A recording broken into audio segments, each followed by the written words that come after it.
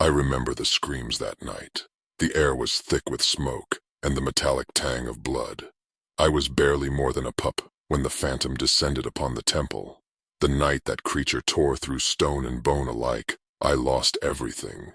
The priests, the acolytes, my parents, all obliterated in a storm of shrieks and gnashing teeth.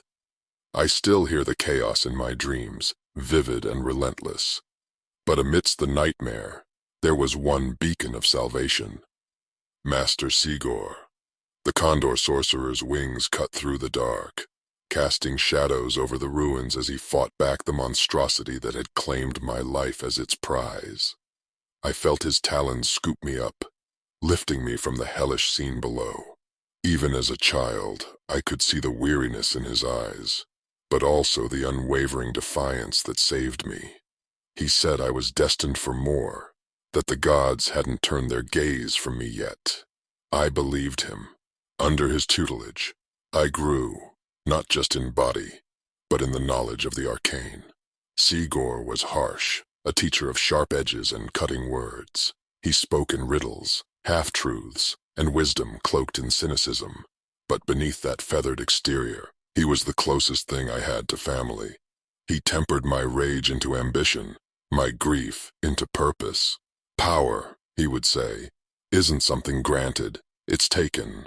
Forged in the fires of will, I learned to wield a khopesh as though it were an extension of myself, to summon the whispers of the ancients from the pages of forbidden tomes. I immersed myself in texts about life and death, the thin line between the two, and how I might walk it. For what is death but a release, a passage that even gods envy? It was never enough to merely seek knowledge. I had to own it, command it, turn it into a weapon sharp enough to carve a path through any who stood in my way. I seek more than power over flesh. I seek dominion over the cycle itself, the hierarchy that binds souls to fate. Some call it hubris.